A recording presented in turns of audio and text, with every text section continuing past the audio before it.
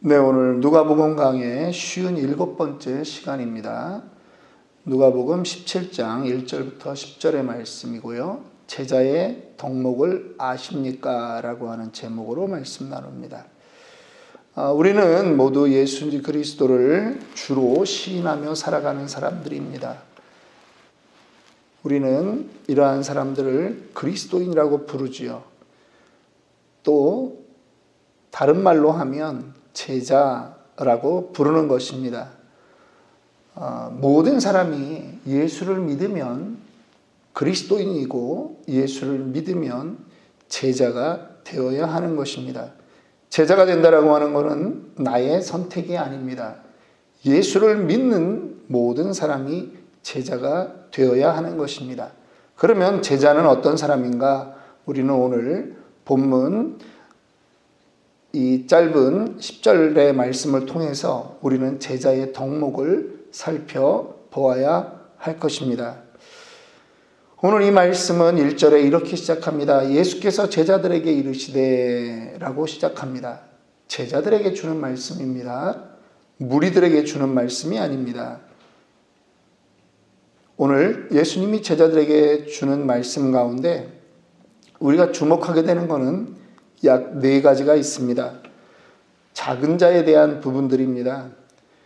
첫 번째는 작은 사람, 한 사람을 말씀하고 있습니다. 둘째는 우리의 작은 속마음입니다. 셋째는 우리의 작은 믿음이고 넷째는 우리의 작은 겸손입니다. 오늘 예수님이 우리 제자들에게, 우리 신자들에게 요구하는 것이 4가지 있는데 그 중에 우리가 하나하나 좀 살펴보도록 하겠습니다. 1절 말씀입니다. 예수께서 제자들에게 이르시되 실족하게 하는 것이 없을 수는 없으나 그렇게 하게 하는 자에게는 화로다. 함께 모여 지내고 공동체로 지내다 보면 상처 주고 상처 받을 수 있다라고 하는 것입니다. 그런데 그런 일이 없을 수는 없습니다. 그런데 그렇게 상처 주게 되면 상처 주는 사람에게는 화가 있다. 특별히 어떤 자에게 그런가? 2절입니다. 그가 이 작은 자 중에 하나를 실족하게 할진대 차라리 연자맷돌이 그 목에 매어 바다에 던지는 것이 나으리라. 여기서 작은 자라고 하는 것은 누구를 가리킬까요? 여기서 작은 자라고 말하는 것은 그 공동체 안에서 정말 가장 연약한 자, 돌봄을 받지 못하는 자, 그러한 자일 것입니다. 16장에서 이어서 계속 살펴보면 부자와 나사로의 비유에서 우리는 작은 자를 알 수 있습니다. 바로 거지 나사로가 작은 자라고 하는 거죠. 작은 자를 돌아보지 않는 그 부자가 연자맷돌을 그 목에 메고 지옥에 간다라고 하는 의미가 될 수 있습니다. 그런데 우리가 모두에게 잘할 수 없지 않느냐라고 하는 반문을 할 수 있겠죠. 사실은 맞습니다. 모두에게 상처 안 주고 살려면 입을 다물고 살아도 행동으로라도 상처 줄 수밖에 없는 그러한 것이 우리들 아니겠습니까? 그러니까 참 이것이 어려운 문제이기 때문에 그리스도인들은 오히려 내가 손해보고 내가 조심하는 것을 우리는 택해야 됩니다. 그래서 3절에 말씀합니다. 너희는 스스로 조심하라 라고 말합니다. 또 어떤 걸 조심해야 될까요? 작은 자에 대한 부분을 조심해야 되는데요. 또 조심해야 되는 게 있습니다. 우리의 그 작은 마음이라고 하는 것입니다. 속 좁은 것을 조심하라고 하는 것입니다. 만일 네 형제가 죄를 범하거든 경고하고 회개하거든 용서하라. 누군가 죄를 범했습니다. 그러면요, 우리가 너 그러면 안 돼 라고 말할 수 있습니다. 그것 때문에 그 사람이 실족했다, 그 사람이 상처받았다. 여러분, 죄에 대한 것을 경고하는 것을 하나님이 뭐라고 말하지 않아요. 그거는 경고해야 돼요. 그런데 그 사람이 회개하고 나에게 다가오면 용서하라는 거예요. 꽁하게 잊지 말라는 거예요. 4절 말씀입니다. 그 용서를 언제까지 해야 되느냐? 만일 하루에 7번이라도 네게 죄를 짓고 7번 내게 돌아와 내가 회개하노라 하거든 너는 용서하라. 여기서 7번은요 완전수예요. 그러니까 끝까지 회개하면 끝까지 용서하라는 거예요. 회개하는 사람도 대단하지만 더 힘든 건 뭐죠? 내가 뻔히 아는데 저 사람이 반복적으로 똑같은 죄를 짓고 와서 지금 잘못했다고 하는 겁니다. 사람은 용서가 안 되죠. 이러면 우리는 한국 사람은 그 3세판이라는 말이 있잖아요. 3번 넘어가면 용서가 잘 안 됩니다. 근데 예수님이 그렇게 하셨어요. 누구에게? 우리들에게. 여러분들이 신앙생활 하면서 하나님한테 회개하는 그 회개의 제목들은 어제는 안 졌던 제목인가요? 그저께, 지난달, 작년에는 그런 실수 안 했나요? 우리의 모습이에요. 우리가 7번씩 그렇게 그 정도겠습니까? 우리가 계속 죄를 짓잖아요. 미워할 거 미워하고 실수할 거 실수하고. 그런데 주님이 만약에 정말 숫자의 의미에 딱 7번만 용서했으면 우리는 살아남지 못하죠. 그래서 이 말씀은 주님이 먼저 그렇게 하시겠다라고 하는 거예요. 그리고 실제로 주님은 십자가에 달려 그렇게 우리의 죄를 용서하시고 돌아가신 거예요. 십자가에서도 가상칠언이라고 있지 않습니까? 주여 저들을 용서하소서 하는 그 말씀이 바로 로마 병정에게만 향한 것이 아니라 우리에게도 향한 것이죠. 우리의 아량을 넓혀야 되는 거예요. 관용을 넓혀야 되는 거예요. 교회가 축구 시합 하면 안 되잖아요. 그죠? 교회끼리 두 교회가 축구 시합 했는데 심판이 호루라기 안 불었다고, 저거 업사이드인데 저거 핸들링인데 그거 안 불었다고 교회끼리 싸우잖아요. 교회가 승부에 들어가면 교회구 보고 없단 말이죠. 교회끼리 축구 시합 하면 안 된다고 어르신들이 옛날부터 그러더라고요. 자, 3번째입니다. 우리에게 제자가 되는데 뭐가 필요한가? 첫 번째는 우리가 작은 자를 소중히 여기는 그 태도가 필요하고요. 두 번째는 관용의 마음이 필요합니다. 제자들이 이 정도 듣고 나니까 자기네들은 못하겠거든요. 그러니까 5절에 제자들이 뭐라고 얘기합니까? 사도들이 주께 여짜오되 우리에게 믿음을 더하소서, 우리에게 믿음을 더하소서, 그렇게 얘기합니다. 이게 무슨 말입니까? 예수님 우리는 못합니다, 그 얘기예요. 그 용서 자꾸 하라 그러는데 끝까지 용서하라 그러는데 아이고 주여 우리는 못합니다. 그 제자들이 우리에게 믿음을 더하소서, 이 말은 영어로도 무슨 뜻이냐면 우리의 믿음을 증강시켜 주옵소서, 이런 얘기예요. 우리의 믿음은 이 아래에 있는 거예요. 근데 주님의 요구는 너무 높은 거예요. 그러니까 제자들이 지금 넋두리 하는 거죠.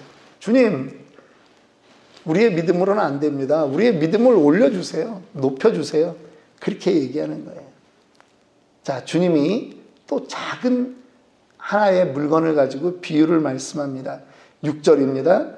주께서 이르시되 너희에게 겨자씨만한 한 알만한 믿음이 있었더라면 이 뽕나무더러 뿌리가 뽑혀 바다에 심겨라 하였을 것이요 그것이 너희에게 순종하였으리라. 지금 너희에게 필요한 믿음은 엄청 큰 믿음이 아니라는 거예요. 하고자 하는 의지, 그리고 될 것을 바라보는 그 믿음이라는 거죠. 겨자씨는 성경에서 참 많이 등장하는 그러한 씨앗입니다. 왜 그렇습니까? 가장 작은 씨앗이기 때문에 많이 등장합니다. 가장 작은 그러한 보잘것없는 씨앗인데 이것이 심겨지면 아주 굳건한 나무가 됩니다. 한 2, 3m 정도 자라고요. 거기에 새들이 와서 지낼 수 있습니다. 그것을 예를 들어서 또 뭐라고 말씀하십니까? 뽕나무예요. 지금 아마 말씀하시다가 옆에 보니까 뽕나무가 있는 것 같아요. 근데 뽕나무들이 그렇답니다. 이게 뽕나무는 오디가 열리잖아요. 근데 뽕나무는 그렇게 높은 나무는 아니에요. 근데 뽕나무가 아주 생명력이 강해서 땅속에 뿌리를 두고 있는데 그 뿌리가 억세게 그렇게 뻗어나간다라고 하는 거예요. 무슨 얘기죠? 우리에게 작은 믿음 하나만 있어도 이 뿌리가 강해서 움직이지 않는 그 뽕나무도 바다에 던지게 하라라고 믿고 하면 그대로 된다라고 하는 거예요. 제자들에게 뭐가 없다? 작은 믿음조차도 없다. 어떻게 그 믿음을 소유할 수 있습니까? 우리는 어떻게 믿음을 소유할 수 있어요? 이 말씀 그대로 믿는 거예요. 내 생각을 우선하지 않는 거예요. 주님 말씀, 주님 생각이 우선하는 거예요. 그러면 되는 거예요. 자, 그리고 이제 마지막 네 번째, 우리에게 겸손의 마음에 대한 그러한 말씀을 하십니다. 너희 중 누구에게 밭을 갈거나 양을 치거나 하는 종이 있어 밭에서 돌아오면 그더러 곧 와 앉아서 먹으라 말할 자가 있느냐? 도리어 그더러 내 먹을 것을 준비하고 띠를 띠고 내가 먹고 마시는 동안에 수종 들고 너는 그 후에 먹고 마시라 하지 않겠느냐? 명한 대로 하였다고 종에게 감사하겠느냐? 여러분, 지금 시대는 2000년 전입니다.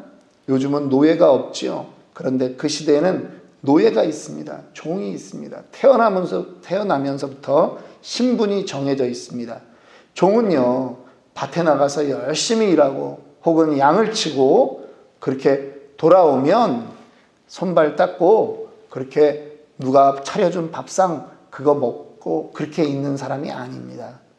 종은요, 밖에서 그렇게 다 하고서도 집에 돌아오면 또 주인이 무엇을 필요로 하는가 살펴보아야 됩니다. 그리고 주인이 드시는 동안에 옆에서 별 문제 없도록 다 서포트하고 그 다음에 주인이 다 드시고 나면 부엌에 가서 그렇게 먹는 거예요. 그렇게 했다고 해서 주인이 종에게 감사합니다 이러지 않는다는 거예요. 우리에게 무엇이 필요합니까? 우리에게 겸손이 필요하다라고 하는 거예요. 그리고 우리는 끊임없이 무엇을 해야 한다? 충성하는 존재가 되어야 된다 하는 말씀입니다. 이와 같이 너희도 명령받은 것을 다 행한 후에 이르기를 할 일 다 했습니다. 그래도 주인이 감사합니다, 고맙다, 수고했다 그런 말 한마디 안 해요. 그래도 종은 뭐라고 말을 해야 되느냐? 우리는 무익한 종이라 우리가 하여야 할 일을 한 것뿐이라 할지니라. 이게 종의 자세라고 하는 거예요. 종은요, 주인이 시키는 대로 하고 시켰다고 인정받으려고 하지 않는 것입니다. 연말입니다. 1년을 돌아봅니다. 우리가 작은 자에 대해서 잘 용납했나요? 우리는 정말 남을 잘 용서하고 받아들이는 그러한 사람들이었나요? 우리는 정말 말씀대로 되어질 것을 믿는 그 믿음이 있었나요? 우리는 정말 겸손의 마음으로 일했고 충성했나요? 한 해를 마감하는 마지막 주일입니다. 마지막 주입니다. 우리에게 그리스도인으로 예수님의 제자로 살아가는데 이것이 필요한 것입니다. 남을 돌아보는 그러한 마음이 있어야 합니다. 억울한 일이 있을 수 있겠죠. 그러나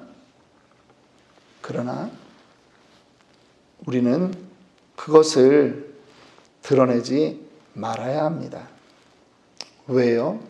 우리가 종이기 때문에 그렇습니다. 용납해야 됩니다. 우리의 본성으로는 용납할 수 없지만 주님이 용납하라고 하시니까 용납해야 됩니다. 우리의 선택은 이성적인 선택, 그것도 다 중요하지만 때로는 이성적으로 이해 안 될지라도 우리는 믿음의 선택을 해야 되는 것입니다. 성경에서 하라고 하면 그거는 언제나 옳은 것이기 때문입니다. 그리고 우리는 충성해야 됩니다. 드러나지 않아도 충성해야 됩니다. 그것이 주님이 제자들에게 원하는 것입니다. 남들이 알아주지 않는다고 입이 나오면 안 됩니다. 종들은 그렇게 할 수 없습니다.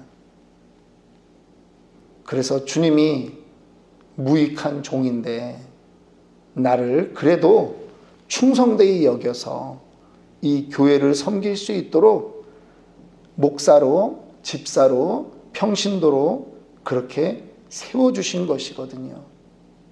누구의 인정이 중요한 것이 아니라 하늘에서의 우리의 상급만 바라보고 나아가는 저와 여러분들이 되기를 오늘 이 시간 주님의 이름으로 간절히 축원합니다. 기도하겠습니다.